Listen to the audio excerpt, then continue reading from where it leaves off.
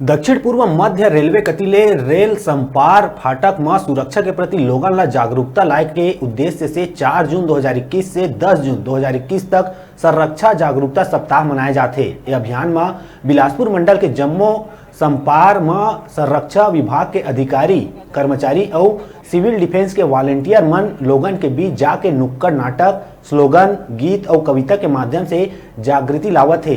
Railway संपार फाटक ला पार करत बेरा बरते जात लापरवाही के प्रति लोगन ला जागरूक करत है। संपार जागरूकता सप्ताह के मूल उद्देश्य है कि जागृति के द्वारा दुर्घटना ला टाले जा सके और ज्यादा से ज्यादा लोगन के बीच जागरूकता बगराए जा सके। ये कार्यक्रम में रेलवे के अधिकारी मन संग वॉलंटियर मन शामिल रहीन। एक संगे संग विश्व पर्यावरण दिवस के अवसर में वृक्षारोपण के कार्यक्रम घलो रेलवे अधिकारी मन द्वारा करे गई और पर्यावरण संरक्षण के आवश्यकता और वृक्षारोपण ले जीवन ला कतका लाभ है ए बारे में चर्चा करे गई।